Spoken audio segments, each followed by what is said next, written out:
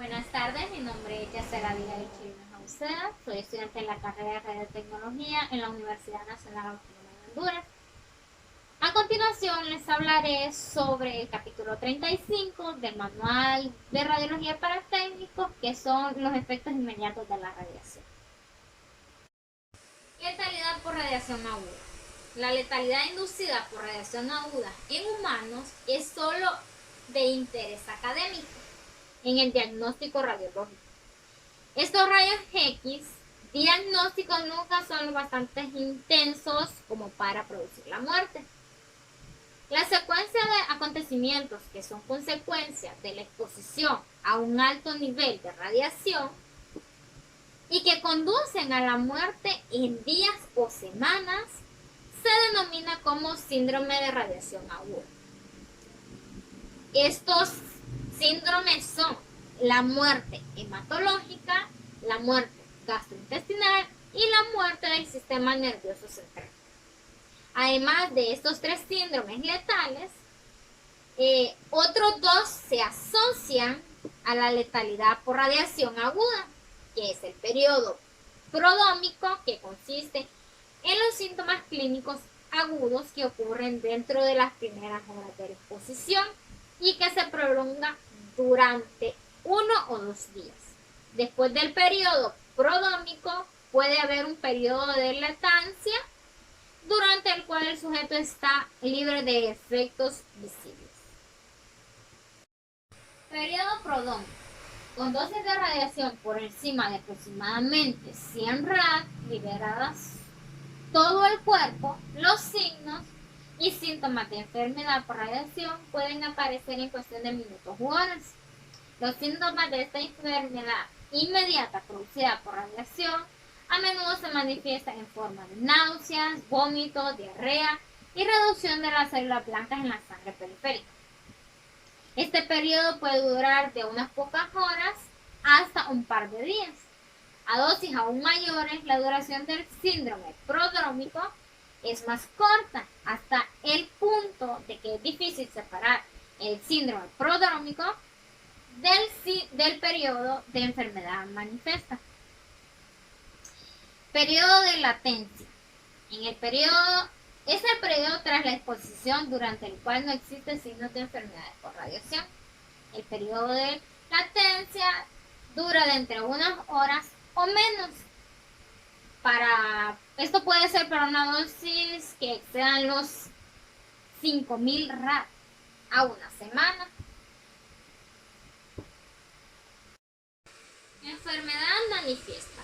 La dosis necesaria para producir un síndrome y el tiempo medio de supervivencia son las principales medidas cuantitativas de la radiación letal humana. Síndrome hematológico. Dosis de radiación de 200 a 100 rad producen el síndrome hematológico.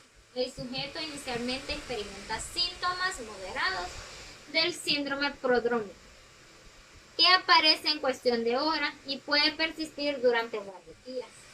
El periodo de latencia subsiguiente se puede alargar durante 4 semanas y se caracteriza por una sensación general de bienestar. Este síndrome se caracteriza por una reducción en el número de las células blancas, células rojas y las plaquetas.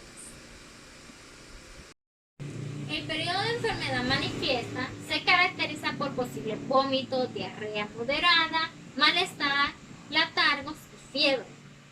Si la dosis no es letal, la recuperación comienza entre 2 y 4 semanas. Pero se puede necesitar hasta 6 meses para la recuperación completa. Síndrome gastrointestinal. Dosis de radiación de aproximadamente 1000 a 5000 rad. Tiene como resultado el síndrome gastrointestinal. Los síndromes prodrómicos de vómitos y diarrea aparecen al cabo de horas de la exposición y persisten durante horas o incluso un día. Se sigue de un periodo de latencia de 3 a 5 días, durante las cuales esta libera de síntomas. El periodo de enfermedad manifiesta comienza con una segunda racha de náuseas y vómito, seguido de diarrea. La muerte del síndrome gastrointestinal ocurre principalmente debido al daño de las células que recubren el intestino. La exposición a la radiación destruye las células más sensibles, que es la célula madre, y a esto es lo que controla la duración del tiempo hasta la muerte. Cuando el recubrimiento intestinal se encuentra completamente desnudo de células funcionales, los líquidos pasan de forma incontrolada a través de la membrana intestinal, el equilibrio electrolítico se destruye y estas condiciones favorecen a la infección. Síndrome del sistema nervioso central. Después de una dosis de radiación que exceda aproximadamente los 5000 rad, se produce una serie de signos y síntomas que conducen a la muerte en cuestión de horas o días. Primero, a los pocos minutos de la exposición aparecen náuseas y vómitos graves. La última causa de la muerte del síndrome del sistema nervioso central es una elevación en el contenido líquido del cerebro. El síndrome del sistema nervioso central se caracteriza por el incremento de la presión intracraneal, cambios inflamatorios de los vasos sanguíneos del cerebro e inflamación de las meninges.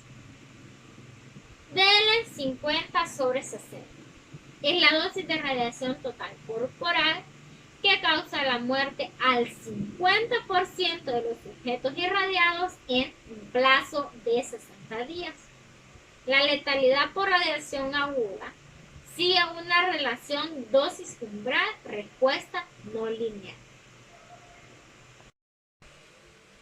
La radiación aguda letal se mide cuantitativamente por la DL 50/60, que para el ser humano es aproximadamente de 350 rad.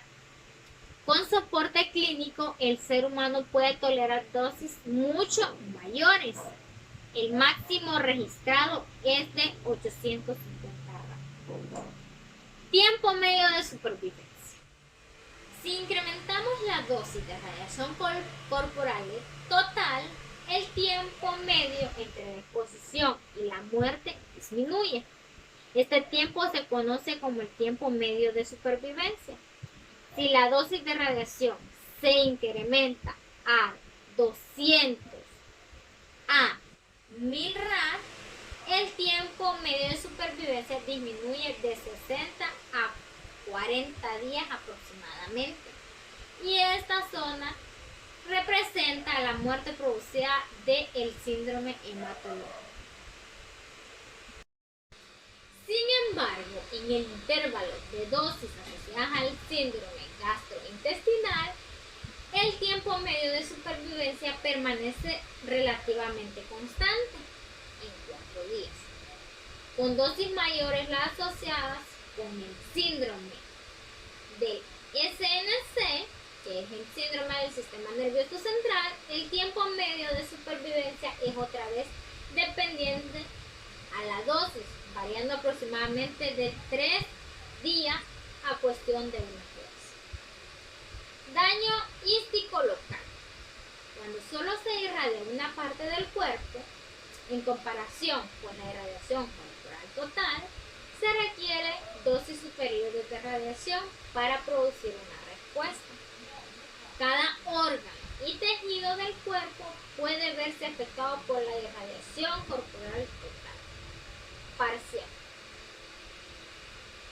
La atrofia es la disminución del tamaño de un órgano o tejido causada por la muerte celular. Efectos en la piel. El tejido con el que se tiene más experiencia es la piel. La piel normal consta de 3 capas, que es una capa externa, la epidermis, una capa intermedia del tejido conjuntivo, que esta es la dermis, y una capa subcutánea de grasa y tejido conjuntivo.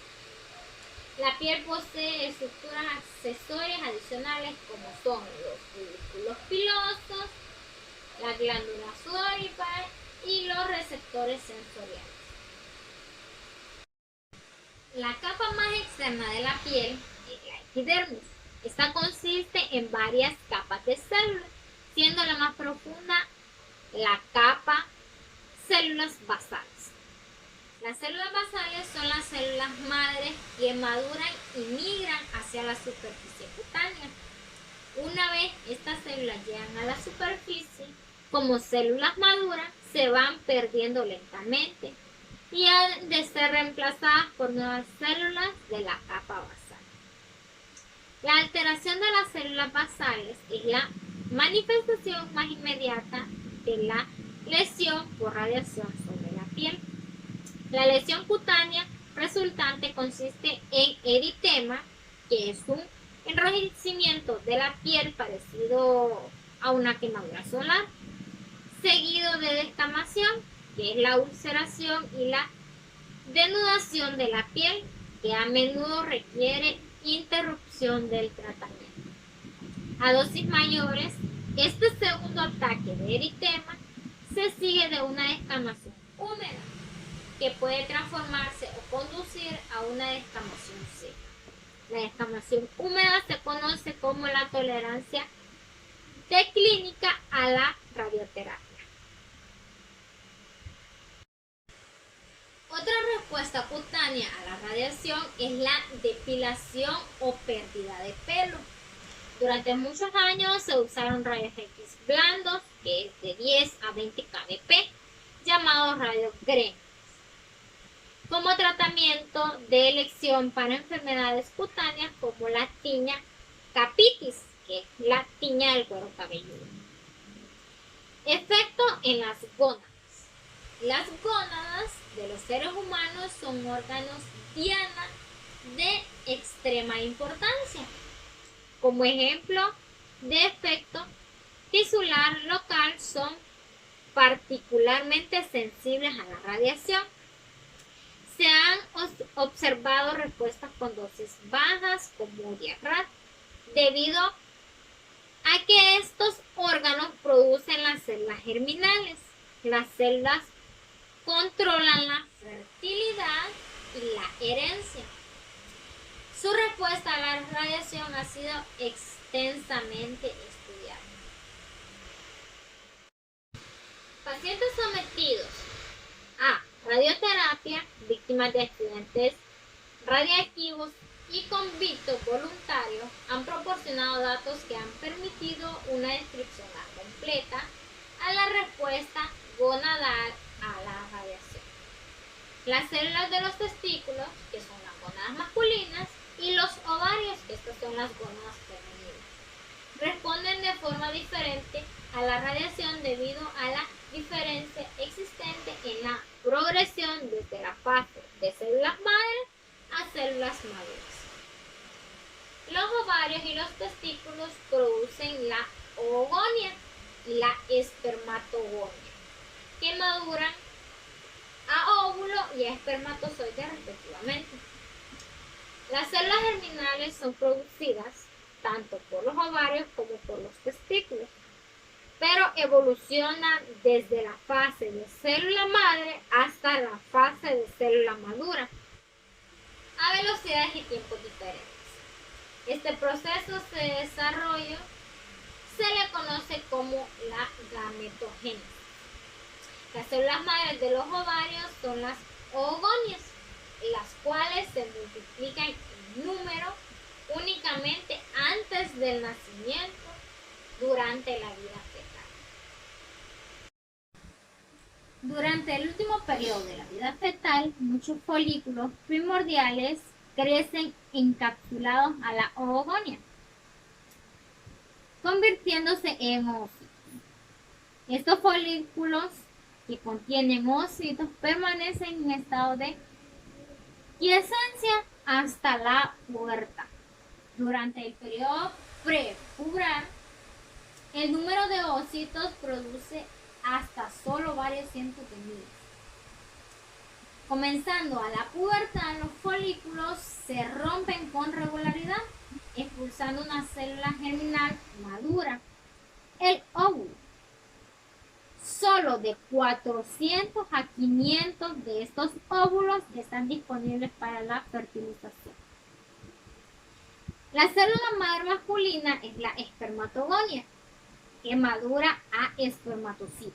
Este se multiplica y evoluciona, y finalmente se diferencia en la célula germinal funcionalmente madura, el espermatozoide o el esperma. Ovarios. La radiación de los ovarios en edades tempranas de la vida reduce su tamaño por muerte de células germinales. Después de la pubertad, la radiación también causa supresión y retraso de la menstruación. Las células más radiosensibles durante el desarrollo de la célula germinal femenina es el ovocito dentro del folículo maduro. Los testículos. Los testículos, al igual que los ovarios, se atrofian al recibir altas dosis de radiación. Las células madre espermatogénicas están en la fase más sensible de la gametogénesis del espermatozoide. Después de la irradiación de los testículos, las células maduras, espermatocitos y espermátides, son relativamente radiosensibles y continúan su maduración. Efectos hematológicos. Antes de la introducción de los dosímetros personales, el análisis periódico de sangre era el único control realizado a los trabajadores de los rayos X y radio. El examen incluía un recuento total de las células sanguíneas y un recuento diferencial de las células blancas, que estos son las leucocitos. Bajo ningún concepto, el análisis periódico de sangre es un método recomendado de ningún programa de radioprotección actual. Sistema hematopéyico. El sistema hematopéyico consta de médula ósea, la sangre periférica y el tejido linfático. El tejido linfático está constituido por los ganglios linfáticos, el brazo y el timo. En este sistema, el principal efecto de la radiación es la disminución del número de células sanguíneas en la circulación periférica. Todas las células del sistema hematopéyico aparentemente se desarrollan a partir de un solo tipo de célula madre.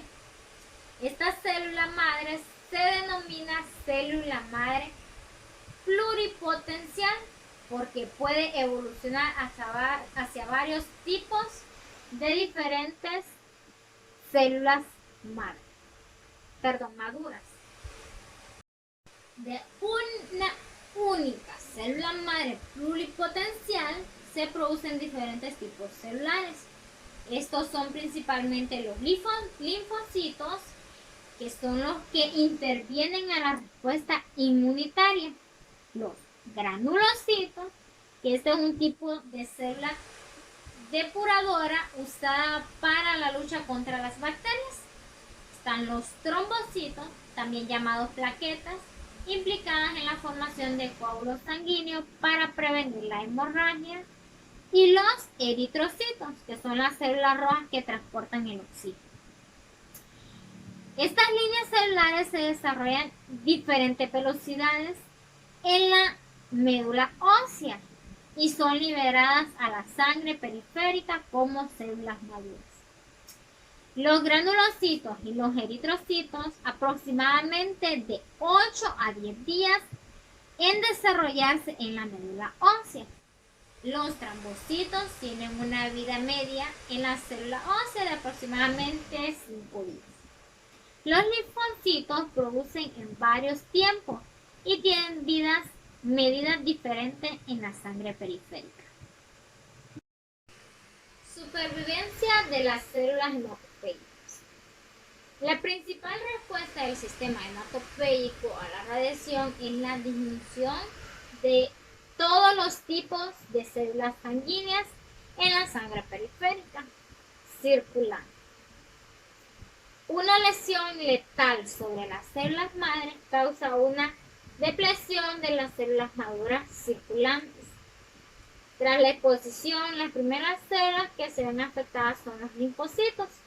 Estas células se reducen a un número en los minutos u horas siguientes de la exposición y tienen una recuperación muy lenta. Los linfocitos y las espermatogonias son las células más radiosensibles del cuerpo. Los granulocitos experimentan un rápido aumento en el número, seguido primero por una rápida disminución y después por una lenta disminución en número. La recuperación, si se produce, tarda cerca de 2 meses. La depresión de plaquetas tras la irradiación se desarrolla más despacio, debido nuevamente al mayor tiempo requerido por las células precursoras más sensibles para alcanzar la madurez. Los eritrocitos son menos sensibles que las otras células sanguíneas, al parecer debido por su larga vida media en la sangre periférica. La total recuperación puede tardar dentro de 6 meses a un año. Efectos citogénicos. Una técnica desarrollada a principios de la década de 1950 contribuyó en gran manera al análisis genético humano y a los efectos genéticos de la radiación.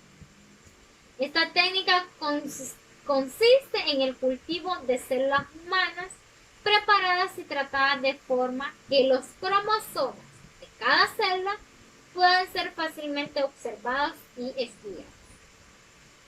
La citogenética es el estudio genético de las células, particularmente de los cromosomas de las células.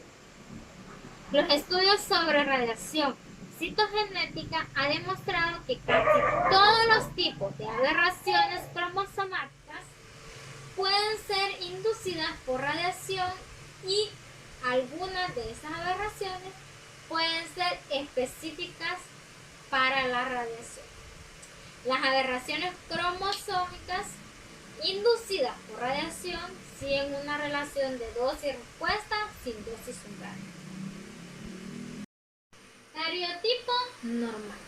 Los cromosomas humanos consisten en muchas cadenas largas de ADN, unidas por una proteína y plegados sobre sí misma muchas veces. Un cromosoma normal, como aparecería en la fase G1 del ciclo celular, cuando solo está presente 2 cromátidas, y en la fase G2 del ciclo celular, tras la replicación del ADN.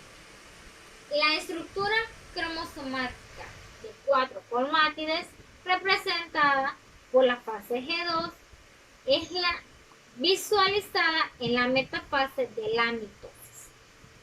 Cada célula tiene 22 pares de autosomas y un par de cromosomas sexuales, el cromosoma X de la mujer y el cromosoma Y del hombre. El daño estructural producido por la radiación a cromosomas individuales pueden visualizar sin la determinación del cariotipo. Aberraciones cromosomáticas producidas por rotura simple. Cuando la radiación interacciona con los cromosomas, la interacción puede suceder a través de un efecto directo o indirecto. La rotura del ADN da como resultado una disrupción invisible de la estructura molecular del ADN. Una rotura cromosómica, por otra parte, produce un trastorno visible del cromosoma. Una rotura cromosomática es una lesión grave del ADN. La aberración cromosomática visualizada en la metafase consiste en un cromosoma con pérdida de material desde la terminación de las dos cromátidas hermanas y dos fragmentos acéntricos. Estos fragmentos se denominan isocromátidas. La posibilidad de que la radiación ionizante pase a través de las dos cromátidas hermanas y produzca isocromátides es muy baja. Aberraciones cromosomáticas producidas por roturas múltiples. Un único cromosoma puede sufrir más de una rotura. Las aberraciones producidas por roturas múltiples son muy infrecuentes. En la fase G1, el ciclo celular se producen anillos cromosómicos si las dos roturas ocurren en el mismo cromosoma. El mecanismo de la unión de las cromátides depende de la adhesividad que es inducida por la radiación y aparece en el lugar del cromosoma cortado. Aberraciones similares pueden producirse en la fase G2 del ciclo celular. Sin embargo, estas aberraciones requieren que uno o más bien el mismo cromosoma se rompa dos o más veces. Translocaciones recíprocas. Las aberraciones cromosómicas producidas por roturas múltiples previamente descritas representan un daño bastante grave para la célula. Las translocaciones recíprocas son aberraciones cromosómicas de rupturas múltiples que producen una determinación del cariotipo de su detección. Cinética de las aberraciones cromosómicas. A baja dosis de radiación solo se producen aberraciones por rotura simple. Cuando la dosis de radiación excede aproximadamente los 100 rad, la frecuencia de aberraciones producidas por rupturas múltiples se incrementan rápidamente. Las aberraciones por rotura simple se producen siguiendo una relación lineal dosis-respuesta, sin dosis umbral. Las aberraciones por roturas múltiples se producen siguiendo una relación no lineal sin dosis umbral.